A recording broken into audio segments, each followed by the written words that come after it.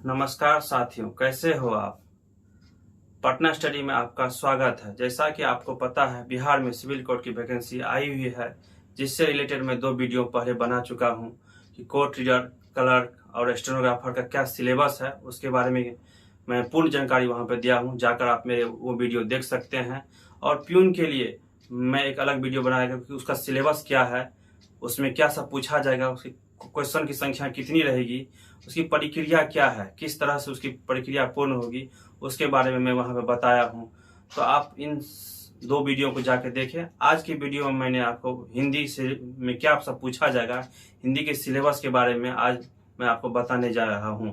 हिंदी जो है आपको प्यून में, कोर्ट रीडर में और स्टेनोग्राफर में और क्लर्क में, ये चारों में सेक्शन में पूछा जाएगा। चारों सेक्शन में प्यून, कोर्ट रीडर, क्लर्क और स्टेनोग्राफर, ये चारों सेक्शन में हिंदी पूछेगा। हिंदी अनिवार्य है, पूछा जाएगा। तो आप इसमें क्वेश्चन की संख्या कितनी रहेगी, किस में कितना कितना क्वेश्चन पूछा जाएगा, क्वेश्चन का लेवल क्या होगा, वो भी मैं बताऊंगा। और अलग से हर एक टॉपिक के लिए मैं अलग अलग टॉपिक के लिए अलग अलग मैं वीडियो बनाऊंगा।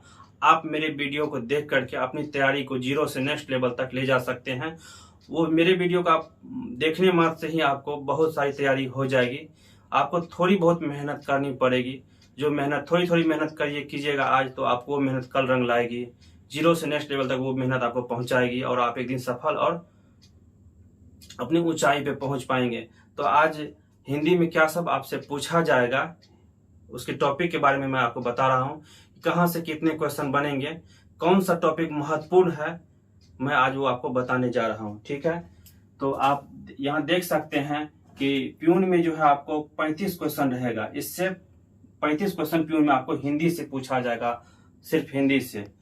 क्लर्क से आपको 20 क्वेश्चन पूछा जाएगा हिंदी में, और स्टेनोग्राफर में 25 क्वेश्चन पूछा जाएगा हिंदी में, और कोर्ट रीडर में 20 क्वेश्चन पूछा जाएगा। सब में आपको हिंदी पूछा जाएगा, जिसमें कि प्यून में 35 है, क्लर्क में 20 है, स्टेनोग्राफर में 25 है और कोर्ट रीडर में 20 क्वेश्चन है। क्वेश्चन का लेवल जो है वो कोई ज्यादा भारी नहीं होगा, आपको 10th से लेकर के ग्रेजुएशन लेवल के बीच का होगा। ठीक है, जिसमें प्यून में जो है 10th लेवल से पूछा जाएगा। बाकी ये 3 सेक्शन जो है ये ग्रेजुएशन लेवल पे है। तो इन 3 सेक्शन में ग्रेजुएशन लेवल का क्वेश्चन रहेगा, और प्यून में आपको 10th स्टैंडर्ड से है तो इसमें 10th लेवल का क्वेश्चन पूछा जाएगा। फिर भी हिंदी हम लोग बचपन से पढ़ते आए हुए हैं, तो थोड़ा बहुत हम लोग को हल्का लगता है, हिंदी अपना जैसा लगता है। ठीक है, तो आप देख सकते हैं कि इसमें कि हिंदी में आपको वर्ण विचार पूछा जाएगा, कि वर्ण विचार में पूछा जाएगा कि स्वर वर्ण कितने होते हैं, व्यंजन वर्ण कितने होते हैं, स्वर्ण के प्रकार और व्यंजन के प्रकार के बारे में पूछेंगे। स्वर्ण 11 होते हैं, व्यंजन आपको 33 होते हैं, इन सब चीजों के बारे में पूछा जाएगा। तो स्वर्ण वर्ण को आप था देख लीजिएगा। ठीक है, उसके बाद संज्ञा के बारे में पूछा जाएगा कि संज्ञा किसे कहते हैं, संज्ञा के कितने भेद होते हैं, संज्ञा किसे कहा जाता है, जैसे किसी व्यक्ति, वस्तु, स्थान, ये सब परिभाषा के बारे में पूछा जाएगा। लेकिन उसमें आपको 5 भेद के बारे में डिटेल से अच्छे से मैं वीडियो बनाऊंगा संज्ञा पे, उसे आप देखिएगा। उसके बाद सर्वनाम किसे कहते हैं, सर्वनाम के कितने भेद होते हैं, सर्वनाम के भेदों में और भी आगे प्रकार क्या होता है, वो सब के बारे में आपको पूछा जाएगा। विशेषण के बारे में पूछा जाएगा कि विशेषण किसे कहते हैं, फिर विशेषण, क्रिया विशेषण किसे कहते हैं, विशेषण के प्रकार पूछ देंगे, तो वो पूछा जाएगा। उसके बाद वर्ण विचार, जो मैंने आपको ऊपर में बता ही दिया, मिस्टेक से 2 बार लिखा गया है। संधि के बारे में पूछा जाएगा कि संधि कैसे विच्छेद बनता है, कैसे किया जाता है संधि विच्छेद, संधि क्या होता है, उसके प्रकार के बारे में पूछा जाएगा। समास के बारे में फिर आपको पूछा जाएगा। ठीक है, तो समास के भेद के बारे में पूछा जाएगा कि कौन सी समास कहाँ पे प्रयोग होता है, या द्वंद्व समास किसे कहते हैं, द्वंद्व समास क्या होता है, ये सब पूछा जाएगा। उसके बाद लिंग, वचन और कारक पूछा जाएगा। लिंग जैसे स्त्रीलिंग, पुल्लिंग, किसे स्त्रीलिंग कहते हैं, कौन सा शब्द स्त्रीलिंग है, कौन सा शब्द पुल्लिंग है, इन सब चीजों के बारे में आपसे पूछा जाएगा। उसके बाद आपको वचन के बारे में पूछा जाएगा कि एक वचन क्या होता है, बहुवचन क्या होता है, इन सब चीजों के बारे में पूछा जाएगा। कारक के बारे में यहाँ तो मैं आपको पूरा डिटेल से नहीं बता सकता, लेकिन मेरी पूरी डिटेल वीडियो आएगी। हर एक टॉपिक के लिए अलग अलग वीडियो बनेगा और उसको आप जाके वहाँ मेरे चैनल पे आप जाके देख सकते हैं। और लाइक कमेंट शेयर तो कीजिएगा ही, ठीक है। उसके बाद शब्द भेद पूछा जाएगा कि शब्द भेद क्या होता है, शब्द किसे कहते हैं, शब्द के प्रकार पूछा जाएगा। उसके बाद आपको तत्सम तद्भव कि कौन सा शब्द तत्सम होता है, कौन सा शब्द तद्भव होता है, उसके बारे में पूछा जाएगा। दोनों को अच्छा से देखना है। और एक खास बात, आप देख रहे होंगे कि मैं किसी किसी टॉपिक पे स्टार मार्क्स लगाया हुआ हूँ रेड कलर के। तो ये स्टार मार्क्स जो मैंने लगाया हुआ है, तो इसको आप जरा खास करके देखें। इस टॉपिक से ज्यादा प्रश्न आने की आशंका है, मतलब इस टॉपिक को हमको खास करके ध्यान में रखना है कि जैसे कि समास, संधि, वर्ण विचार, शब्द तत्सम तद्भव, ये कारक, लिंग वचन, यहाँ से क्वेश्चन ज्यादा आने की संभावना है। उसके बाद यहाँ गद्यांश के बारे में, तो जो स्टार मार्क किया हुआ है जरा खास करके इस पे आप लोग देखेंगे, इसको जरा बढ़िया से पढ़ेंगे।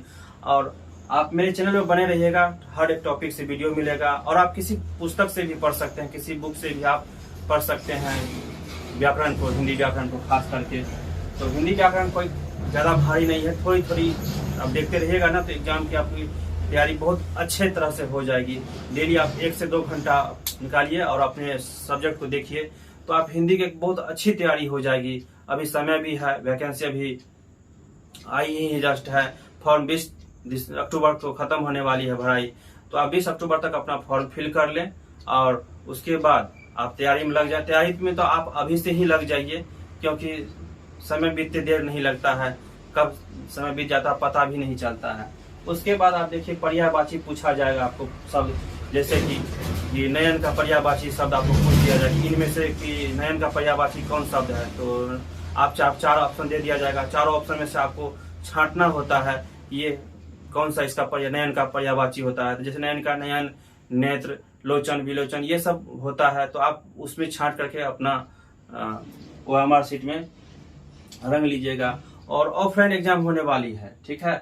उसके बाद आपको पूछा जाएगा विलोम शब्द के बारे में कि जैसे आकाश का धरती, ठीक है, गोरा का काला, अंधेरा का उजाला, इस तरह से विलोम शब्द पूछा जाएगा। हिंदी साहित्य के बारे में भी नोटिफिकेशन में दिया हुआ है, हिंदी साहित्य से भी आपको पूछा जाएगा।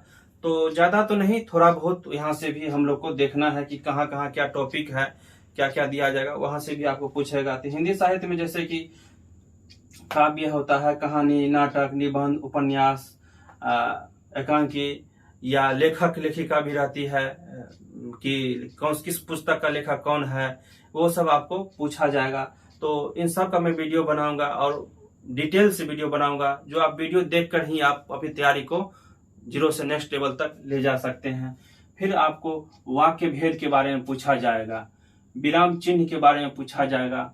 वाक्य भेद जैसे कि वाक्य के प्रकार पूछ देंगे कि सरल वाक्य मतलब वाक्य भेद क्या होता है, तो सरल होता है, मिश्र होता है, संयुक्त होता है, इस तरह का वाक्य पूछा जाएगा। विराम चिन्ह जैसे कि हम लोग कोई सेंटेंस लिखते हैं, कोई वाक्य लिखते हैं, तो उसके बाद में हम लोग चिन्ह का प्रयोग करते हैं, जैसे पूर्ण विराम, अल्प विराम, इन सब चीजों का हम लोग प्रयोग करते हैं, तो वो विराम चिन्ह के अंतर्गत आपको पूछा जाएगा, ठीक है। और उसके बाद वाक्य शुद्धि की में पूछा जाएगा। जैसे कि एक एग्जाम्पल मैंने यहाँ लिख दिया है, आप देख सकते हैं कि मुझे मजा आती है। तो इसमें आपको ये ढूंढना रहेगा कि इसमें अशुद्धि क्या है इस सेंटेंस में। तो जैसे कि अशुद्धि है कि मजा आती है, आती नहीं है, हमेशा होगा यहाँ पे क्या, आता है, ठीक है। तो मजा आता है, मुझे मजा आता है, आती नहीं है। इसी तरह से हमको वहां पे पूछेगा एग्जाम हॉल में 1 से 2 क्वेश्चन यहाँ से आपको रहेंगे। फिर आपको पूछ देगा लोकोक्तियां के बारे में, कहावतों के बारे में, मुहावरे के बारे में पूछ देगा।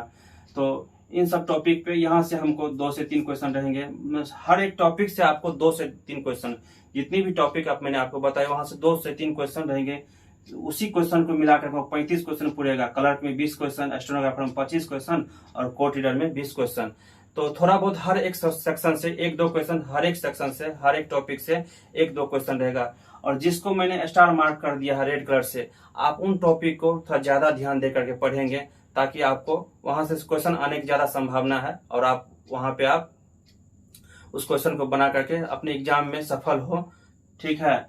और उसके बाद आपको पूछेगा अनेक शब्दों के लिए एक शब्द पूछा जाएगा, जैसे कि जिसका उदर लंबा हो, लंबोदर, ठीक है, जिसका कोई शत्रु नहीं हो, इस तरह से आपको पूछा जाएगा। आपको उसके बाद आपको पूछा जाएगा उपसर्ग और प्रत्यय के बारे में कि उपसर्ग किसे कहते हैं, क्या होता है उपसर्ग।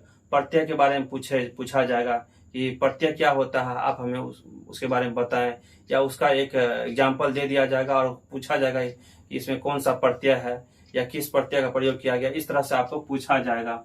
उसके बाद रिक्त स्थान की पूर्ति करें। रिक्त स्थान एक सेंटेंस दे दिया जाएगा और उसमें एक शब्द को खाली छोड़ दिया जाएगा, उसका ऑप्शन 4 दे दिया जाएगा और 4 ऑप्शन में से आपको छांटना होगा कि इस सेंटेंस में कौन सा सही, इसका सही उत्तर क्या होगा, उस खाली स्थान में हमको भरना होगा।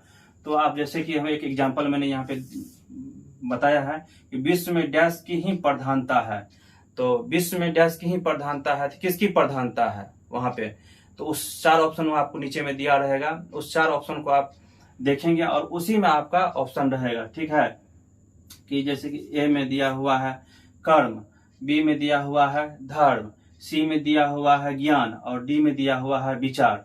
तो इस 4 ऑप्शन से ही इसमें एक आंसर होगा। इसी चारों पर हमको विचार करना है, ध्यान देना है कि इसमें क्या इसका सही उत्तर होगा। इसी तरह से हमको वहां पे पूछा जाएगा। तो इसमें जैसे कि मैं बता रहा हूँ, इसमें कर्म होगा, तो विश्व में कर्म की ही प्रधानता है, इस तरह से आपको वहां पे क्वेश्चन देंगे, इस तरह से आपसे वहां पूछा जाएगा। 2 से 3 क्वेश्चन यहाँ भी होगा आपको। ठीक है, और गद्यांश, एक टॉपिक आता है गद्यांश पैसेज, यहाँ से आपको 4 से 5 क्वेश्चन आने की संभावना है। तो गद्यांश को भी हम लोग ध्यान से देखेंगे। मैं कुछ गद्यांश का जो है एक खास करके रिलेटेड वीडियो बनाऊंगा और कुछ गद्यांश में आपको बताऊंगा कि कैसे कैसे उस पे उसका उत्तर हमको करना है, प्रश्न उत्तर करना है, उसके बारे में बताऊंगा।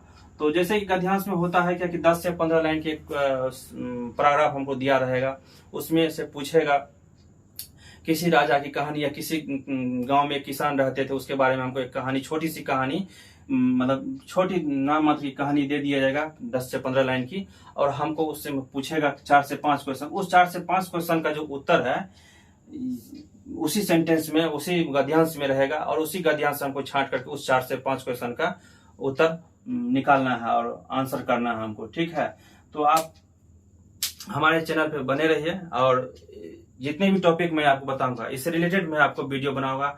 अगर मेरे चैनल को अभी तक आप सब्सक्राइब नहीं किए हैं तो कृपया सब्सक्राइब कर लें, लाइक कमेंट और शेयर करते रहें। ठीक है, तो आप ध्यान से इन टॉपिक को एक बार अपने किसी भी पुस्तक से आप पढ़ सकते हैं, किसी भी बुक को कोई खास कर ये नहीं बताया जाए कि इस बुक से ही हमको पढ़ना है, कहीं से भी। व्याकरण हम लोग बचपन से पढ़ते आए हुए हैं, हिंदी हम लोग 5वीं 6ठी क्लास से ही हम लोग हिंदी खास करके, वैसे तो हम लोग बचपन से ही मातृ हिंदी के लिए हम लोग पढ़ते हैं, लेकिन 5 से 6 क्लास के बाद जो है हम लोग को एक अच्छे ढंग से बढ़िया से बेहतर से पढ़ाया जाता है, तो हम लोग वहां से पढ़ते हैं, इसलिए हिंदी हम लोग को हल्का भी लगता है और थोड़ा मजा भी आता है पढ़ने में। तो अगर आप इस सब टॉपिक को स्टार मार्क जिसको किए हुए हैं इसको थोड़ा ध्यान से देख लीजिएगा। ठीक है, और मेरे चैनल पे आप बने रहिएगा। मेरे चैनल पे आपको सभी वीडियो मिलेंगे और हर एक विषय का मैं बनाऊंगा, हिंदी का भी बनाऊंगा, इंग्लिश, मैथ और जो करंट अफेयर्स या जीके जीएस से जो भी पूछा जाएगा हर एक सेक्शन का मैं वीडियो बनाऊंगा। तो आप हमारे चैनल में बने रहिए, लाइक करें, कमेंट करें, शेयर करें। ठीक है, और अच्छे लगे तो हमें बताइए ताकि हम और उस पर वीडियो बनाएं, और क्या उसमें आपको समझ नहीं आ रहा हमसे पूछें, मैं उसका जवाब दूंगा या उसके लिए मैं अलग से मैं वीडियो बनाऊंगा। तो दोस्तों अभी तक के लिए धन्यवाद, देखते रहें पटना स्टडी। जय हिंद, जय भारत।